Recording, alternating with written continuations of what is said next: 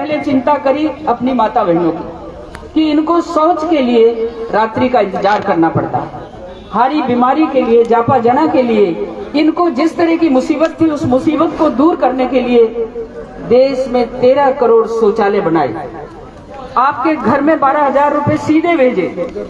और इस शौचालय की भावना को जब उन्होंने प्रचारित किया तो देश के बड़े बड़े नेता जो आलीशान बंगलों में रहते हैं, जिनके पांव में कभी बीवाई भी नहीं फटी, नंगे पांव चलते ही नहीं, उनको ये मजाक सूझी कि देश के लाल किले की प्राचीर से मोदी जी शौचालय की बात करते हैं, स्वच्छता की बात करते हैं, जबकि जीवन में स्वस्थ जीवन के लिए, सुखद जीवन के लिए पहली आवश्यकता है कि वो निवृत्त कैसे होते हैं। इनमें माँ बहनों की सबसे ज्यादा कठिनाई थी।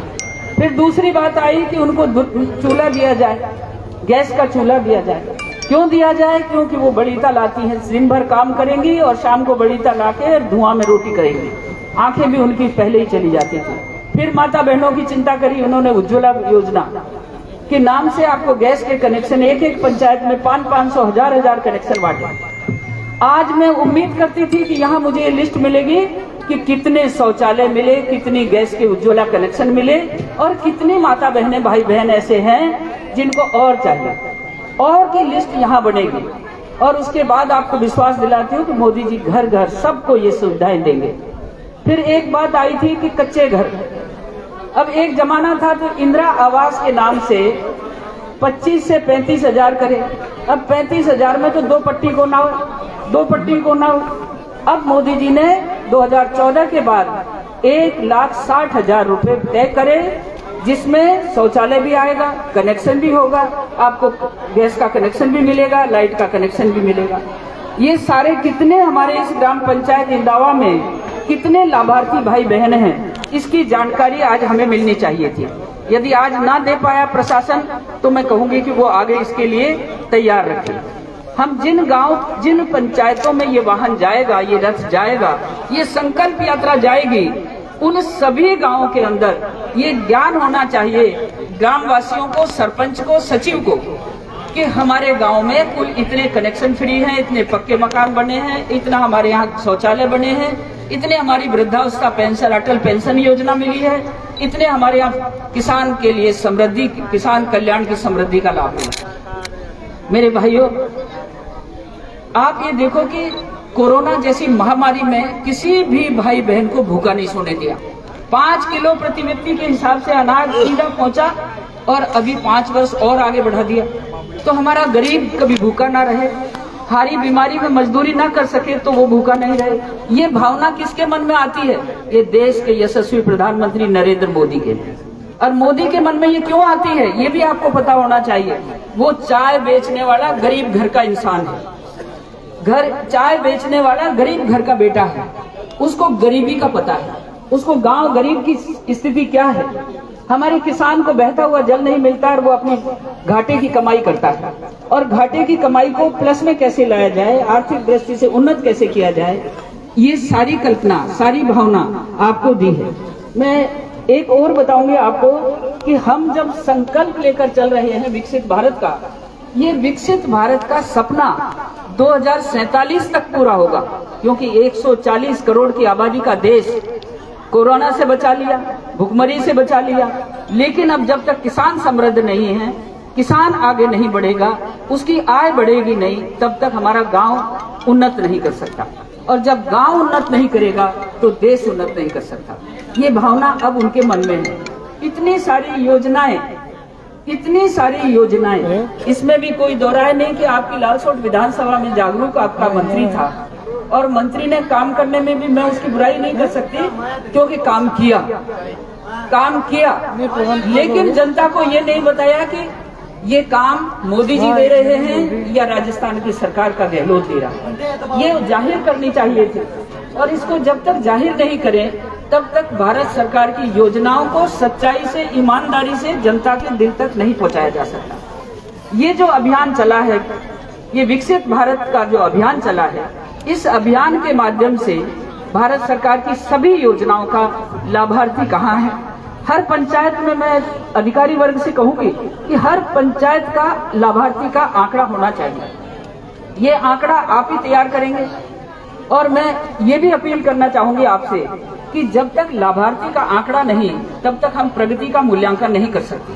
और प्रगति का मूल्यांकन करना है तो हमको उन बहनों तक जाना पड़ेगा जिनको उज्ज्वला मिली, उन भाई तक जाना पड़ेगा जिसको किसान कल्याण की वो 2000 की किस्त मिलती है।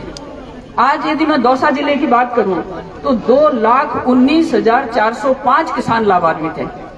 2,19,405 किसानों को 15 किस्तें मिल चुकी।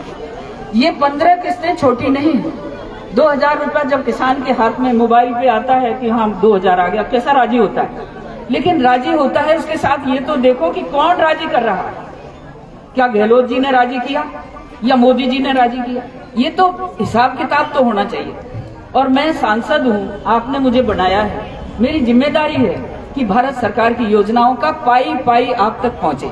और ये तभी पहुंचेगा जब संपूर्ण प्रशासन, आपका प्रशासन वर्ग, और अब आज प्रशासन को जो जिम्मेदारी इस बात की दी है कि ये रथ जिस पंचायत में जाए उस पंचायत की संपूर्ण लाभार्थियों की सूची यहाँ हो, और हमारे विधायक के हाथ में भी हो, हमारे प्रधान के हाथ में भी हो।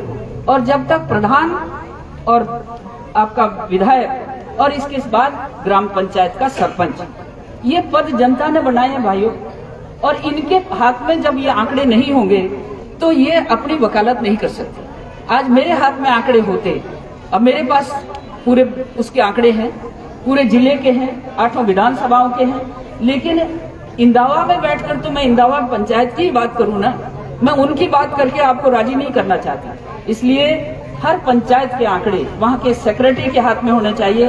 और सेक्रेटरी से निवेदन करना चाहती हूं, चाहे कोई बाहर के हों चाहे इंदावा के, आप यदि ईमानदारी से सरपंच के साथ सहयोग नहीं करेंगे तो आपको सुख से नहीं रहने देंगे। ये बात क्लियर है, क्योंकि आप ही क्रियान्वित करते हैं। जैसे एसडीओ साहब अपने संपूर्ण सब डिवीजन की चिंता करती हैं, ऐसे आपको अपनी पंचायत की चिंता करनी पड़ेगी। हमारी सरपंच बहन भाई यदि कम पढ़े लिखे हैं तो आप उनको पूरी तरह से समझाइश करेंगे, उनके साथ शेयर करेंगे हर बात का। आज अपने आप छोटा सा काम भी होता है, एमपी के पास भागते हैं। एमपी को केवल मात्र 5 करोड़ रुपए 4,000 गांव ढाणी में मिलते हैं। विधायक को एक ही विधानसभा में 5 करोड़ मिलते हैं। ये 5 करोड़ इसलिए नहीं कि एक ही गांव में दे दे, जहां ज्यादा दुखी है, जहां ज्यादा परेशानी है, जहां कहीं स्कूल में दिक्कत है या कहीं आंगनबाड़ी वर्कर के पास दिक्कत है, उन सबका सहयोग करने के लिए मिलते हैं। और सबसे छोटा कर्मचारी हमारा आंगनबाड़ी वर्कर, आंगनबाड़ी आशा सहयोगिनी और उसकी सहायिका। इस आंगनबाड़ी को कार्यकर्ता को मैं सोचती हूँ इतना काम उनसे लेते हैं कि जितना काम शायद एसडीओ साहब भी नहीं करती होंगे। ये मैं सही कह रही हूँ, क्योंकि हॉस्पिटल का काम है, जनगणना का काम है, कोई आंकड़ा तैयार करना है, किसी बच्चे का देखना है, गर्भवती माता को देखना है, ये सारे काम उसके पास है।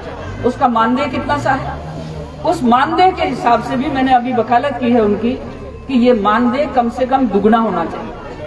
स्टेट गवर्नमेंट कुछ अंशदान मिलाती है, लेकिन वो अंशदान मिलाने के बाद भी उसके 8 घंटे का मानदेय ये कम है। लेकिन सरपंच साहब भी आंगनबाड़ी वर्कर को अपना वर्कर मानता है, सहायिका को अपना वर्कर, हॉस्पिटल वाले भी मानते हैं। ये सबके सब जिस तरह से किसी एक को दोहन करते हैं काम का, वो गलत है। ये आपके नोटिस में भी होना चाहिए, ये वीडियो साहब आपके भी नोटिस में होना चाहिए, तहसीलदार जी के भी नोटिस में होना चाहिए। और सबसे बड़ी बात है कि हमारा ग्राम सेक्रेटरी, उसकी संपूर्ण जिम्मेदारी उसकी ग्राम पंचायत के हर घर तक पहुंचने की है। अब सतर्क हो जाइए, ट्रांसपेरेंट आपको काम करना पड़ेगा। और ये सही है कि जिस तरह से यूपी गवर्नमेंट, आप जानते हो कि जहां शायद बेटियां बाहर नहीं निकल सकती थी, आज वहां बेटियां मोटरसाइकिल चला के निकलती हैं और गुंडे के लात मार के उसको पटक के चली जाती हैं। ये हिम्मत जब तक नहीं होगी बेटियों में, ये हिम्मत कब आएगी? जब समाज उनको हिम्मत देगा, प्रशासन उनको हिम्मत देगा, सुरक्षा देगा। तो मेरा ये कहना है कि योजनाएं बहुत हैं, हर योजना को मैं जानती हूँ, हर योजना का पाई पाई आपके पास आता है, उसका आप विधिवत पूर्ण उपयोग उस लाभार्थी के लिए मिलना चाहिए जिसके लिए आता है। बेटा बेटियों के लिए पेंशन वो स्कॉलरशिप मिलती है, वो स्कॉलरशिप बहुत अच्छा हुआ कि खाते में आने लग गई। यदि किसान कल्याण का पैसा भी खाते में ना आता तो बिचौलिए आधा खा जाते। तो ये आपको ध्यान रखना है कि कितना ट्रांसपेरेंट और कितना ईमानदारी प्रशासन केंद्र का है। जो सीधा आपके खाते में पैसा भेजता है, किसी बिचौलियों को बीच में नहीं लाता। तो ये सारी बातें हमारे ग्राम पंचायत के क्षेत्र के सभी नागरिकों को, सभी वार्ड पंचों को, ये यहाँ केवल ग्राम पंचायत की वकालत कर रही है, यहाँ मैं ना तहसील की, ना डिस्ट्रिक्ट की, ना उसकी। इस ग्राम पंचायत में कितना कुछ होता है, आगे ये वाहन, ये हमारा संकल्प रथ दूसरी पंचायत में जाएगा। और एक दिन में 2 ही पंचायत कवर करते हैं, तो 2 पंचायतों को तो एकदम ट्रांसपेरेंट करिए। और मैं अभी जहां भीड़ लगी हुई थी हमारी माता बहनों की, देखिए इनका दुख कितना है। आगे किसी को गैस कनेक्शन नहीं मिला, पक्का घर नहीं मिला, पात्र है, और पात्र यदि किसान कल्याण का पैसा नहीं मिलता, उसका रजिस्ट्रेशन तुरंत करिए और इसको फिर आप अपलोड करिए। कोई प्रॉब्लम आती है, पोर्टल खुलता नहीं है, उसके बारे में इंतजार करिए। सारी सुविधाएं राजस्थान की सरकार गठित होते ही हर डिपार्टमेंट गांव में आएगा। अब आपको गांव के लोगों को वहां नहीं जाना पड़ेगा। जिस तरह से आज पूरा प्रशासन ग्राम पंचायत में आया, सेम इसी प्रकार आपके बीच में आएगा। तो मैं ये कहना चाहूंगी कि यदि इंद्रावा के किसी भी ग्राम में कनेक्शन नहीं मिला, पक्का घर नहीं मिला, किसान कल्याण नहीं मिल रहा, स्कॉलरशिप बच्चों को नहीं मिल रही, ये सारी जानकारियां लेते हुए आप आज की रिपोर्ट जब बनाए, उस रिपोर्ट की एक कॉपी स्थानीय विधायक को दें और एक कॉपी स्थानीय सांसद को दें, ताकि हम आपकी वकालत आगे तक कर सकें। आपने मुझे सुना है, अभी तो बहुत सारी योजनाएं हैं, मैं उनके बारे में विचार रखूं तो शायद समय बहुत लगेगा। और इसके बाद मुझे दौसा में एक पंचायत में और जाना है। तो मैं आपके निवेदन करती हूँ कि पूरा प्रशासन ईमानदारी से शाम तक ये काम पूरा करके ही उठे। गांव वालों को ये पता होना चाहिए कि हमारा ये हक है, ये अधिकार है, और ये हमें नहीं मिला, और मिल गया तो मोदी जी का नाम लेके आपको नारा लगाना पड़ेगा कि मोदी है तो मुमकिन है, मोदी है तो मुमकिन है। क्योंकि गांव गरीब की सरकार है, ये किसी पैसे वाले और किसी बड़े उसकी सरकार नहीं। और मैं पत्रकार बंधुओं से भी निवेदन करना चाहूंगी कि भारत सरकार की योजनाओं की लिस्ट लेकर जितना प्रचारित कर सके आप उसे करें, और जितना लाभ आगे विस्तार कर सके उतना आप विस्तार करें। ये जन सहयोग, ये जनता का सहयोग है, ये पिछड़े का सहयोग है, किसान का सहयोग है, युवा का सहयोग है। और जातियों में बंटकर के हम कुछ नहीं पा सकेंगे। जाति है स्त्री जाति, नारी जाति, दूसरी जाति है किसान जाति, तीसरी जाति है युवा जाति, चौथी जाति है गरीब जाति। ये जातियां ही आज अपेक्षा करती हैं इन जातियों के हाथों में को मजबूत करने के लिए।